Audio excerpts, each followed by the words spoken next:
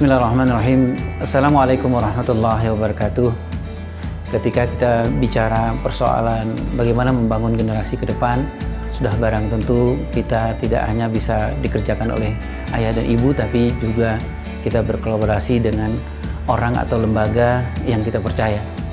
Kalau kita mau mengajak orang berkolaborasi atau lembaga yang untuk membantu menghebatkan anak kita ke masa depan, sudah barang tentu ini bukan persoalan main-main. Persoalan kalau salah dalam berkolaborasi, salah dalam mengajak orang bekerja sama atau lembaga bekerja sama, persoalan pengasuhan nggak bisa ditunda-tunda dan nggak bisa diulang-ulang. Jadi kalau salah di umur 7-14 tahun, salah di umur 0-7 tahun, salah berkolaborasi, salah memberikan treatment, nanti dia akan menjadi hutang pengasuhan ketika di umur 15-16 tahun ke atas. Jadi sesal kemudian sudah tidak berguna lagi. Saya tidak dalam rangka berpromo, tapi ini saya hanya menyampaikan suara hati saya. Saya mengenal pendiri dari Sekolah Dasar Islam Terpadu Nur Hidayah di Surakarta di Solo. Mohon maaf kalau saya sedikit emosional dalam menceritakan ini karena saya tahu persis sekolah ini didirikan dalam rangka apa, gitu ya. Sekolah ini didirikan dengan kekuatan hati yang sangat luar biasa.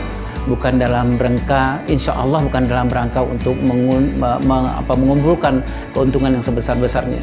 Karena saya tahu persis pendirinya siapa, apa yang dikerjakan, dan bagaimana polanya, bagaimana paradigmanya dalam memandang sebuah sekolah. Ada beberapa hal yang saya mau sampaikan kepada ayah dan bunda, kepada bapak dan ibu atau calon ayah, calon bunda. Yang pertama adalah sekolah Nur Hidayah ini, Sekolah Dasar Islam Terpadu Nur Hidayah ini mempunyai kekuatan yang paling utama, itu ada di kekuatan sumber daya manusia, sumber daya insani menurut hemat saya. Kekuatan dari guru-guru. Kalau kita melihat dalam proses terbiatul aulad itu, kalau mencari sebuah sekolah itu bukan cari fasilitasnya, carilah seperti apa gurunya baca Al-Quran. Carilah bagaimana gurunya memperlakukan Al-Quran. Carilah guru-gurunya tahajud atau tidak. Carilah guru-gurunya itu seberapa banyak tilawah yang dibacakan satu hari. Carilah guru-guru yang memperlakukan ibu bapaknya baik gitu. Carilah guru-guru yang memperlakukan pasangan itu dengan baik. Mudah-mudahan sepanjang yang saya tahu itu ada di Nur Hidayah gitu. Kalau kita melihat mempertanyakan sumber daya insaninya, guru-guru yang alhamdulillah Allah berikan keberkahan, enggak terlalu susah bersama dengan Al-Quran, ibadah-ibadah yang baik, dan kemudian ketulusan, keikhlasan yang sangat luar biasa. Itu adalah salah satu bahan utama kita kalau kita ingin berkolaborasi dengan pihak lain yang sekarang ini kita sebut dengan pihak sekolah itu. Jadi bukan persoalan fasilitas. Fasilitas nomor kesekian ayah dan bunda, tapi yang pertama adalah lihatlah seperti apa kedekatan sumber daya insaninya dengan Allah Subhanahu wa taala. Kenapa? Karena menurut hemat saya sekolah yang baik itu adalah sekolah yang berkah dari Allah Subhanahu wa taala. Yang berkah dari Allah Subhanahu wa taala itu adalah yang paling sumber daya insaninya paling dekat dengan Allah Subhanahu wa taala. Nah, setelah itu barulah kita bicara soal strategi pendidikan, kita bicara soal strategi pengasuhan. Yang ini pun ayah bunda, saya bukan dalam rangka berpromosi, tidak gitu, karena nggak ada kepentingan saya.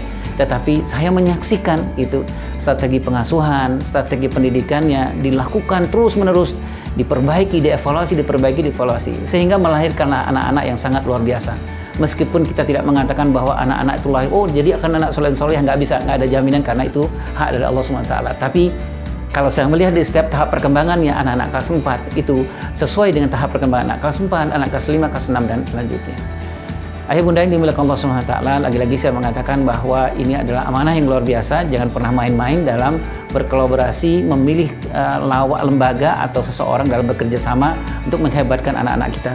Pilihlah lembaga, pilihlah sekolah yang pertama menurut hemat saya adalah sekolah yang diberkahi. Yang diberkahi itu apa? Yang SDI-nya, sumber daya insaninya itu dekat kepada Allah SWT, melakukan apa-apa yang diinginkan Allah dan Rasulnya, yang dilakukan yang diinginkan oleh Rasulullah SAW.